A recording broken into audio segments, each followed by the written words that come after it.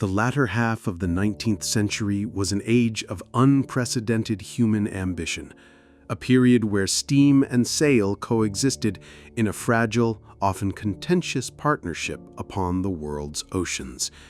It was an era of global commerce, imperial expansion, and breathtaking technological progress, yet it remained shackled to the ancient, implacable power of the sea. For all their brass-bound confidence, the maritime nations of the world operated in a realm of profound vulnerability, where a single storm, a hidden reef, or an unseen plague could erase a vessel and its human complement as if they had never existed. The vast, trackless expanse of the Atlantic Ocean was the greatest stage for this drama, a thoroughfare of hope and desperation, where fortunes were made and lives were lost with terrifying randomness.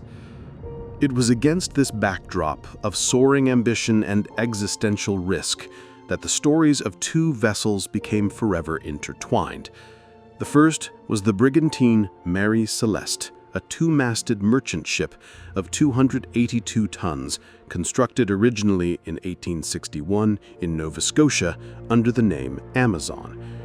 Her history, even before her infamous voyage, was touched with misfortune, having suffered damage, changes in ownership, and the death of her first captain.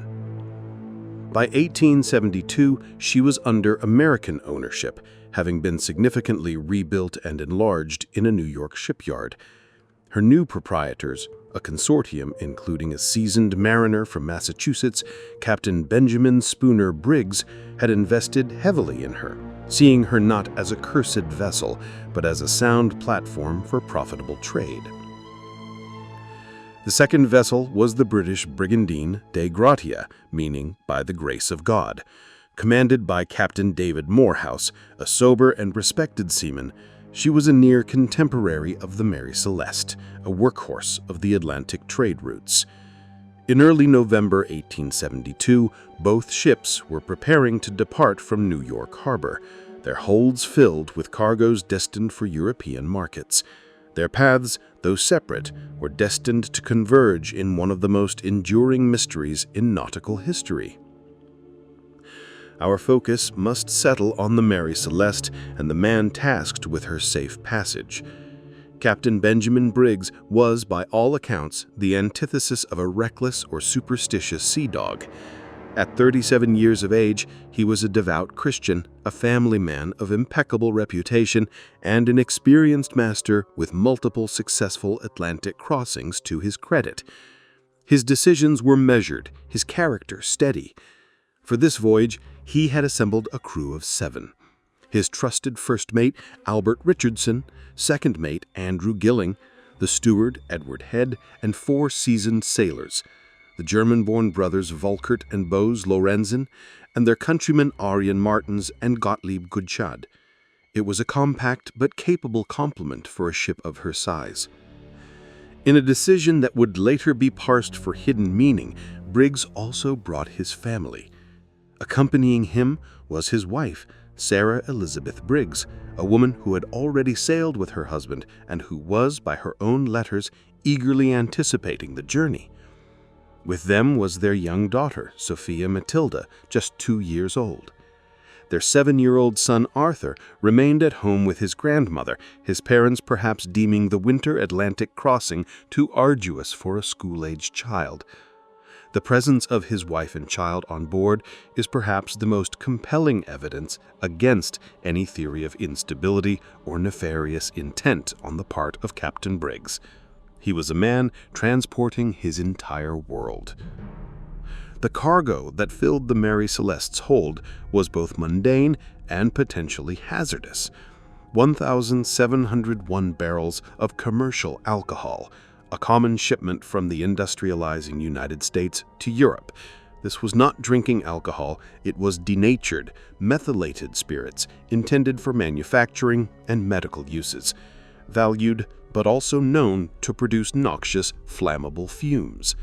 The loading of such a cargo was a routine procedure, but it required careful stowage and vigilance. On the morning of November 5, 1872, Under a crisp autumn sky, the Mary Celeste cast off from her pier on the East River. Captain Briggs made his final entry in the official ship's log, a document that would later become a central artifact of the mystery. There was no sense of foreboding, no last-minute hesitation. The ship caught the wind, her sails filling as she moved down the harbor and past the Statue of Liberty's then unfinished pedestal, heading for the open ocean and her destination, Genoa, Italy. The intended route was standard for the season, a great easterly arc across the North Atlantic, aiming to catch favorable winds passing south of the Azores archipelago before turning northeast towards the Strait of Gibraltar and the Mediterranean. It was a journey of approximately 4,000 miles, expected to take around a month. For over 2 weeks, the Mary Celeste was just one of hundreds of ships on the ocean, her existence noted only in the calculations of her owners and the quiet anxieties of her crew's families. Meanwhile, the Dei Gratia, under Captain Morehouse, departed New York 8 days later, on November 15th, bound for Gibraltar with a cargo of petroleum. Morehouse and Briggs were not strangers. They were acquainted through the close-knit world of maritime commerce, and some accounts suggest they had dined together just days before their respective departures. This personal connection would later fuel speculation, but at the time it was merely a coincidence of profession. The North Atlantic in late autumn is a mercurial and often violent place. The Mary Celeste would have encountered her share of heavy weather. The ship's log, recovered later, would contain entries up to November 25th, noting positions and weather conditions that suggested a voyage progressing normally, if somewhat slowly, against headwinds. The final logged position placed her some 6 nautical miles southwest of the Azorean island of Santa Maria. She had covered more than half the distance to Gibraltar. The worst of the Atlantic crossing was likely behind her. Then, silence. For the next 10 days, the Mary Celeste sent no signals, was sighted by no other vessels, and simply vanished from the known world. She became a ghost ship not in appearance, but in presence, a void where a living, breathing community of 10 souls had once been. The next act in this drama began on the afternoon of December 4th, 1872. The Dei Gratia was cutting through the swell approximately 400 miles east of the Azores, making good time. From the lookout came a hail. A sail was sighted, her course erratic. As they drew closer, Captain Morehouse and his crew grew puzzled, then concerned. The vessel was under sail, but her canvas was poorly set, some of it missing. She yawed and drifted, answering to no helmsman. Through his glass, Morehouse identified her. It was the Mary Celeste, the ship of his acquaintance, Benjamin Briggs. A deep unease settled over the men of the Dei Gratia. In the vast emptiness of the ocean, a ship adrift was an ominous sight. It signaled disaster, plague, or death. Ordering a boat lowered, Morehouse sent his first mate, Oliver DeVoe, and 2 seamen across the intervening waves to investigate. What they discovered as they climbed aboard the silent brigantine would defy all logical explanation and birth a legend that has endured for a century and a half. The mystery of the Mary Celeste is a labyrinth with no center, a story where every answer breeds new questions. To follow us deeper into this enigma, to understand what DeVoe and his men found on that silent deck, you must subscribe to the channel. The investigation is only beginning. Hit the bell so you don't miss a moment of the revelation. The boarding of the Mary Celeste by First Mate Oliver DeVoe and his 2 companions from the Dei Gratia was an exercise in escalating dread. The act of hailing a ship at sea and receiving no answer is a mariner's first sign of trouble. To then pull alongside and see no movement on the decks, to hear no shouted greeting, only the mournful creak of timber and the flap of loose canvas, is to feel a chill that has nothing to do with the ocean wind. Climbing the side of the silent brigantine, DeVoe and his men entered a world frozen in eerie suspension. The first and most profound observation was the absolute and utter lack of human life. The ship was deserted. 10 people, a captain, his family, and a crew of 7 had vanished. The ship itself, however, was in a largely seaworthy condition. She was taking on some water, but this was not unusual for a wooden vessel of her age and type. An investigation revealed about 3.5 feet of water in her bilges, but her pumps were in good order and capable of handling it. One pump was disassembled, perhaps for maintenance, but the other was functional. The ship was in no immediate danger of sinking. It was the specific, incongruous details that painted a picture of sudden and mysterious abandonment. The vessel's single lifeboat was gone. It had not been torn away by force. The davits used to lower it were deliberately swung out, suggesting it had been launched intentionally. A makeshift raft found on deck appeared to have been constructed from spare lumber, but it was still there, unused. Down below, the mystery deepened. In the captain's cabin, there were signs of recent and interrupted life. Captain Briggs' navigational instruments, his sextant, chronometer, and essential charts were missing. This was a critical detail. It indicated that whoever left the ship had planned to navigate the lifeboat somewhere. Yet, curiously, the ship's logbook was left behind, its final entry dated November 25th. Also in the cabin were Sarah Briggs' personal effects, including her beloved melodeon, a small type of organ, suggesting a hasty departure rather than a planned evacuation. The galley and forecastle told a similar story. The crew's personal belongings, their clothing, their sea chests, even their pipes and tobacco were all intact. More tellingly, their oilskin boots and heavy weather gear were still aboard. No mariner would willingly abandon ship into a cold, choppy sea without them. A pot of stew was found, boiled dry and burned on the stove. But there was no sign of a struggle, no evidence of violence or a hurried meal. The cargo hold was the next area of intense scrutiny. The 1,701 barrels of alcohol were carefully examined. The vast majority were perfectly intact and secure. However, 9 barrels were found to be empty. Their staves were split, and the strong smell of alcohol permeated the hold. This discovery would become a cornerstone for many theories. Had the barrels leaked? Had their contents been tampered with? Perhaps most puzzling of all was the state of the ship's provisions. There was an ample supply of fresh water in the barrels, enough for much more weeks at sea. The food stores were plentiful. 6 months' worth of provisions remained, completely untouched. This single fact alone struck a fatal blow to many logical explanations.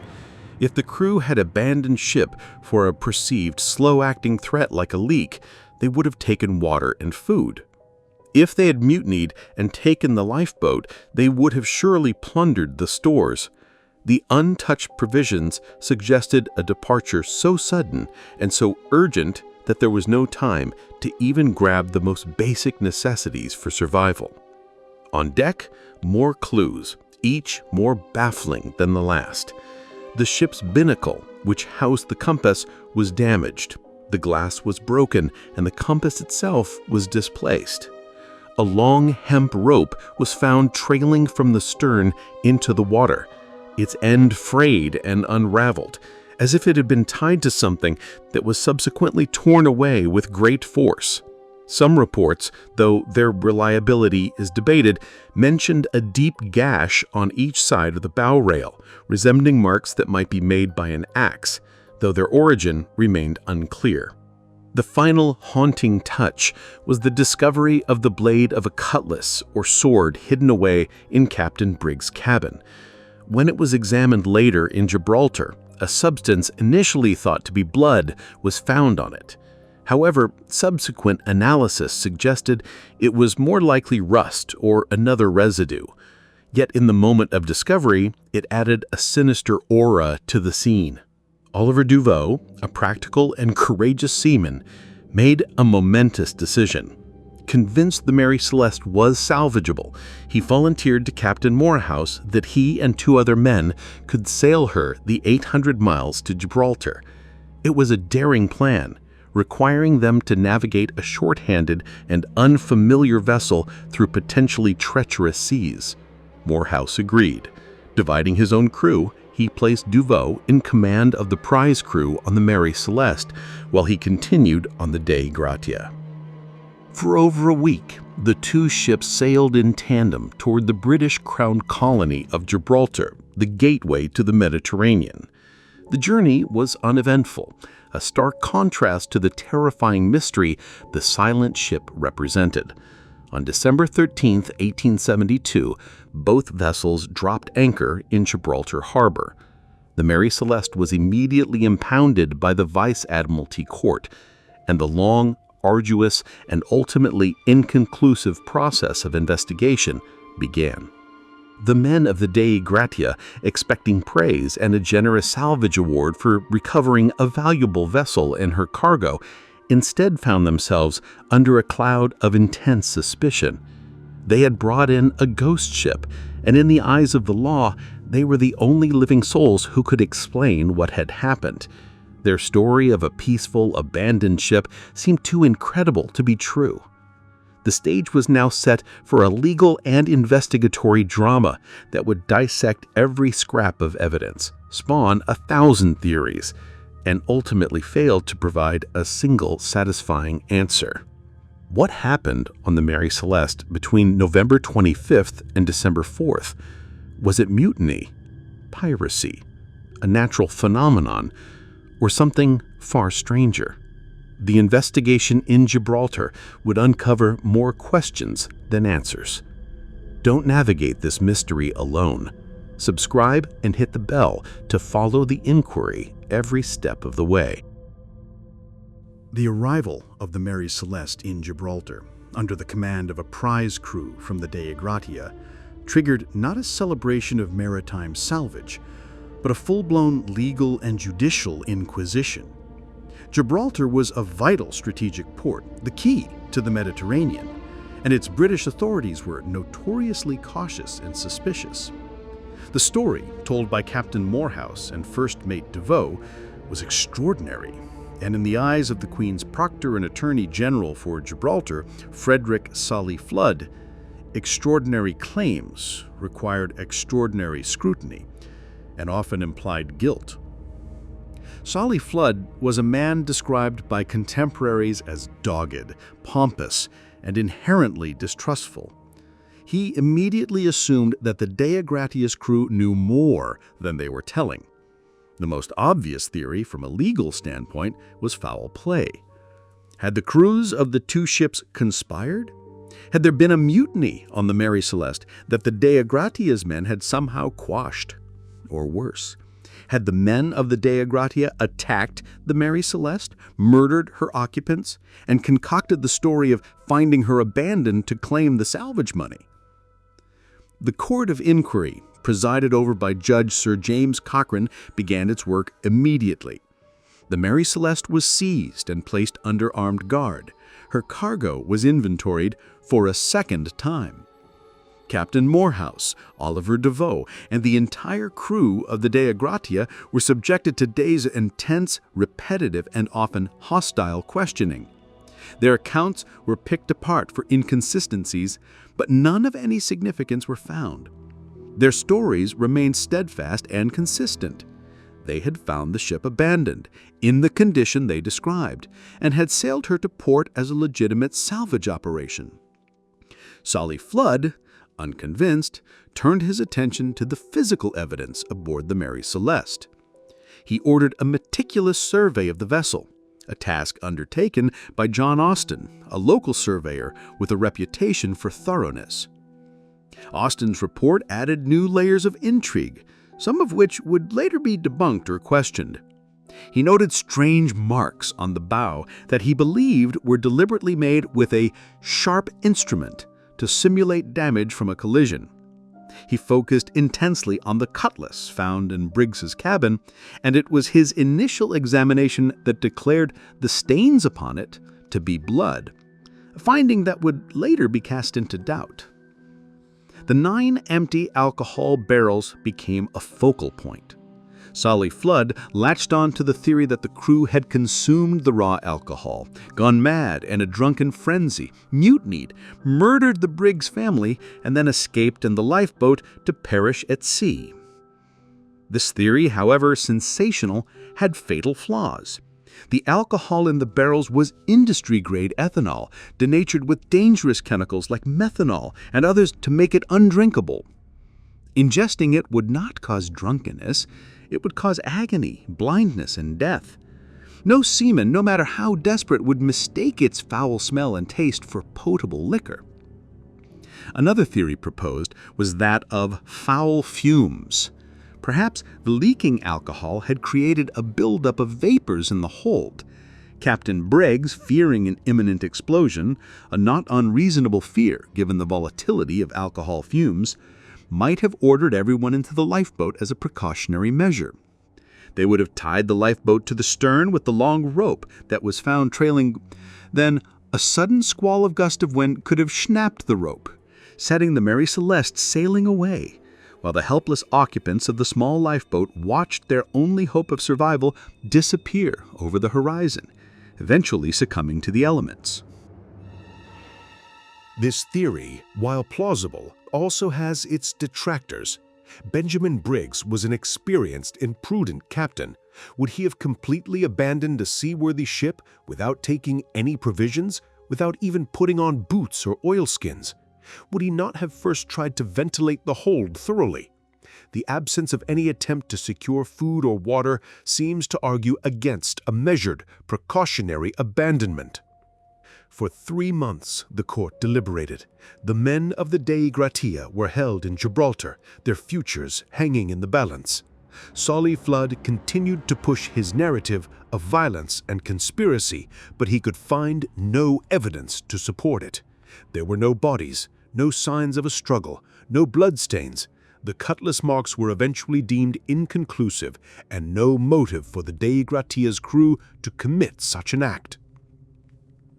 Finally, in March of 1873, the court was forced to concede there was insufficient evidence to support charges of foul play against Morehouse and his men.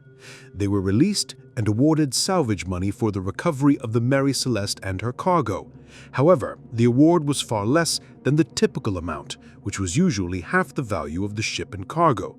The court granted them £1,700, only about 1/5 of the total value. A clear indication that, while they could not be convicted, the cloud of suspicion had not been entirely lifted. The official inquiry was over. It had failed to determine the fate of the 10 people who had vanished from the Mary Celeste. It had established the condition of the ship, but could not explain how she came to be in that condition.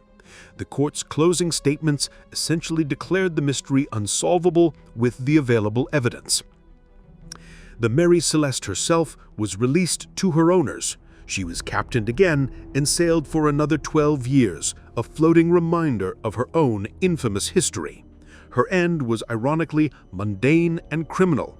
In 1885, under new ownership, she was deliberately wrecked off the coast of Haiti as part of a crude insurance fraud scheme, run aground on a reef. Her wreckage was sold for scrap, and the most famous ghost ship in history ceased to exist. But the mystery did not die with her. The Gibraltar inquiry, by failing to provide a definitive answer, had opened the door to a century and a half of speculation, myth-making, and relentless investigation. The story of the silent ship, her untouched breakfast, and her vanished crew was too potent to fade away. It was a blank canvas, and the world was ready to paint upon it with the wildest and most terrifying of brushes. From the courtrooms of Gibraltar to the pages of popular fiction, the legend of the Mary Celeste was about to explode into the world's imagination. How did a factual mystery become a global myth? The story continues, and it's more surprising than any fiction. Ensure you don't miss the next chapter. Subscribe and hit the notification bell now. With the closure of the Gibraltar Court of Inquiry, the mystery of the Mary Celeste was released from the confines of legal procedure and into the wild currents of public imagination. The bare facts of the case were strange enough, but they were soon embellished, distorted, and outright invented to create a legend far more gothic and thrilling than the reality. The process began almost immediately, fueled by sensationalist journalism and, most significantly, by the pen of a young medical student and aspiring writer named Arthur Conan Doyle. In January 1884, over a decade after the event, Doyle published a short story titled J. Habakkuk Jeffson's Statement in the prestigious Cornhill magazine. The story was a sensational account presented as the confession of a survivor from the abandoned ship, which Conan Doyle renamed the Maria Celeste. This slight change in spelling would become permanently attached to the vessel in popular culture. Conan Doyle's fictionalized account introduced elements that have no basis in the official record, but which proved irresistibly iconic. A half-eaten breakfast still on the table, tea still warm in the cups, and the captain's chair overturned by his terrified child. He wove a tale of racial vengeance, a cursed treasure, and a mysterious African-American passenger with sinister motives. The story was a huge success. Readers, unaware it was fiction, believed they were reading a genuine solution to the famous mystery. The image of a ship abandoned in the midst of a meal, as if its occupants had been vaporized mid-bite, captured the Victorian fascination with the supernatural and the unexplained. Doyle had taken a complex nautical puzzle and transformed it into a Gothic horror story. Despite his later attempts to clarify it was fiction, these invented details became facts in the public mind, forever muddying the historical waters. The 20th century saw the mystery analyzed through every conceivable lens. As new technologies and scientific understandings emerged, they were applied to the old evidence. The alcohol fumes theory gained significant traction, supported by experiments demonstrating how expanding vapors from the leaking barrels could have blown off the main hatch cover, which was found on the deck, creating a loud, explosive sound mistaken for the hull breaking up. This could have panicked the crew into a rash abandonment. A related theory focused on the Meissner effect. Some scientists proposed that alcohol fumes leaking from the porous red oak of the barrels could have created a subsonic infrasound effect within the enclosed hold. This infrasound, inaudible to the human ear, is known to cause feelings of intense dread, panic, and even physical nausea in humans. Could the entire crew have been driven over the edge by an unseen, unfelt psychological attack, fleeing the ship in a collective hysterical episode? Other theories sought more earthly explanations. Piracy was always a popular suspect, but it failed to explain why the pirates would leave a valuable ship and its cargo untouched. The seaquake theory proposed that a small, localized underwater earthquake could have erupted near the ship, shaking it violently and possibly releasing bubbles of methane gas from the seabed. This might have convinced Briggs the ship was breaking up, leading to evacuation, while also temporarily stunning sea life, explaining the absence of sharks around the supposedly appealing derelict. The waterspout theory suggested a tornado-like vortex over the water could have struck the ship, drenching the decks and terrifying the crew into believing they were sinking before moving on and leaving the ship relatively unscathed. The mutiny theory persisted, though it was hard to square with the reputation of Briggs and his crew and the absence of any violence. More outlandish suggestions included attack by a giant squid, alien abduction, and sailing into a rift in time. The mystery became a Rorschach test for the era considering it. Each generation saw its own fears and fascinations reflected in the empty decks of the brigantine. The story also had a profound cultural impact beyond mere speculation. The term Mary Celeste entered the lexicon as a universal metaphor for any place or situation that is inexplicably deserted. It has been referenced in countless works of literature, film, television, and music.